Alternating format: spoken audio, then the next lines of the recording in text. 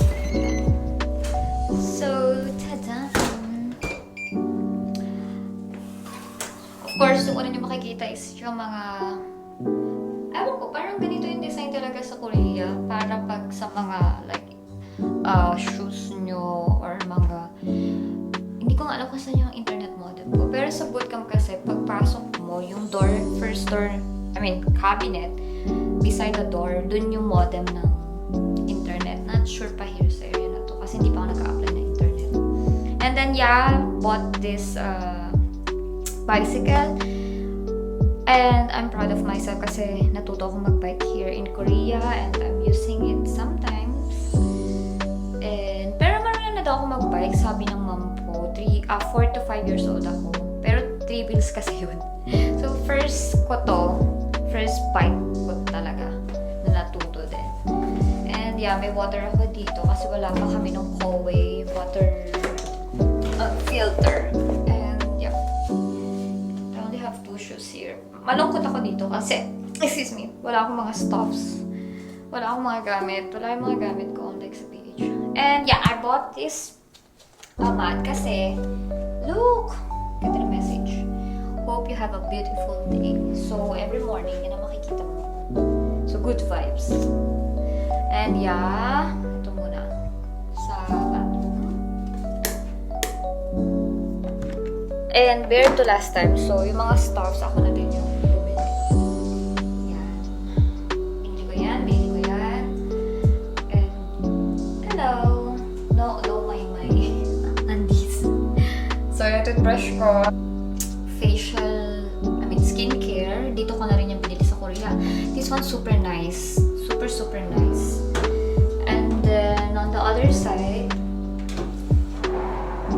lower lang. And, yung ginamit ko pang color. Feminine wash. May tabo here. And I like this tabo kasi transparent siya. Char. Meron naman siyang bidet. Pero, hindi ko pa kasi napapakaktikan.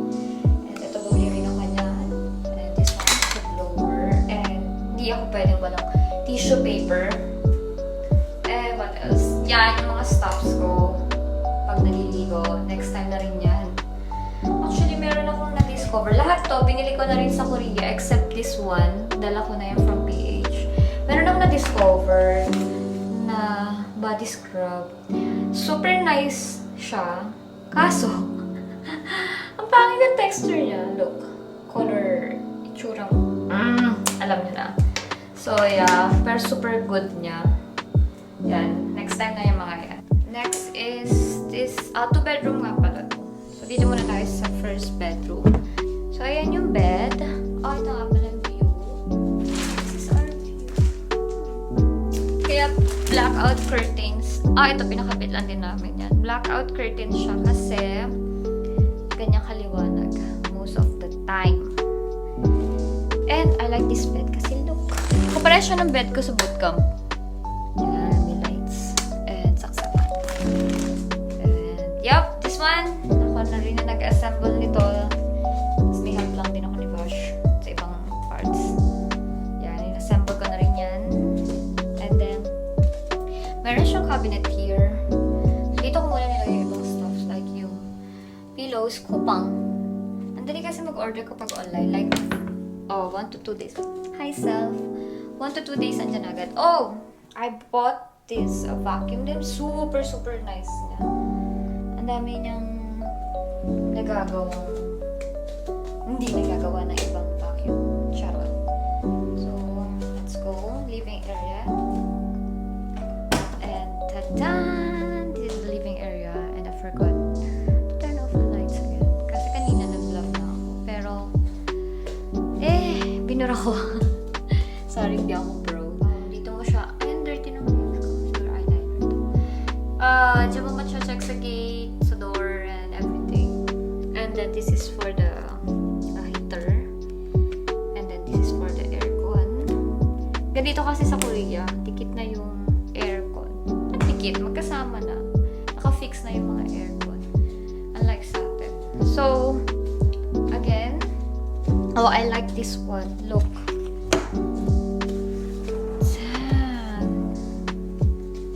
Pero sobrang ink today. Yan. Yung bootcamp. Somewhere there. Pero malapit lang.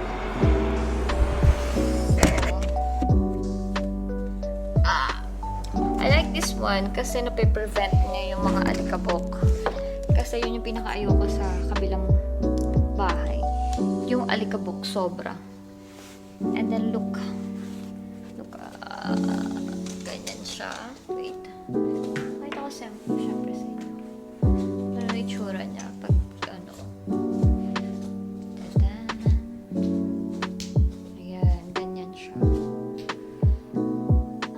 Wala pa kami naisip na ilagay dito. Kasi, hindi ako nagti-TV. Hindi ako mahilig sa TV. And eto, I'm so thankful. Pinayagan niya akong bumili nito. Ewan ko, miss ko kasi si Soba. And parang ang cool niyang side table, diba? And this one, super nice as well. Kasi look to. Wait, paano ko ba ipapakita sa inyo? Look. If, halimbawa, nagpo-work kayo. Yeah. Or if gusto mo dyan kumain. Mga secret love song. Shout out, secret love. Ayun, mag-focus.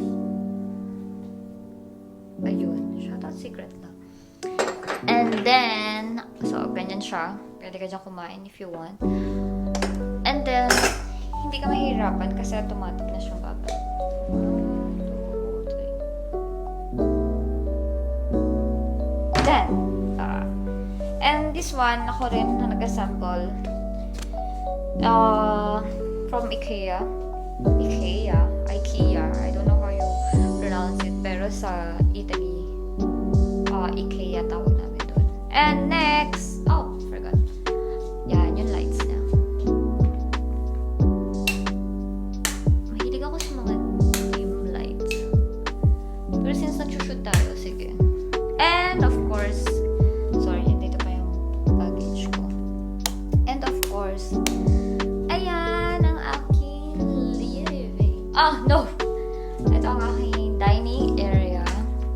And nakita nyo na rin yung video last time. Ito, in-assemble ko rin yan. I'm so proud. Lalaki talaga ako, guys. So, ako na yung mga nag-assemble ng mga stuffs.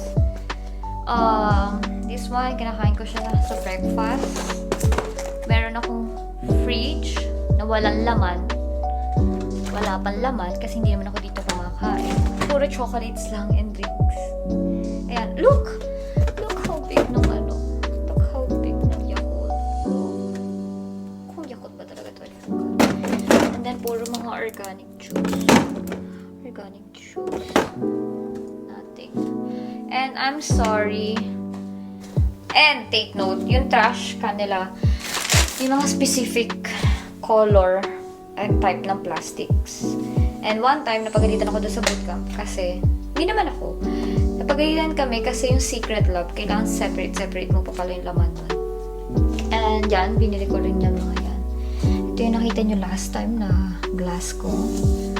Akala nyo alak, but it's not. So, I bought this. Yan. It's cute. And ayan. Kettle lang meron ako. And then yung stoves. Ganda rin ito. Pero hindi ko pa rin siya nagagamit. Sa atin, usually nasa ilalim siya or electric. Pero dito ganyan.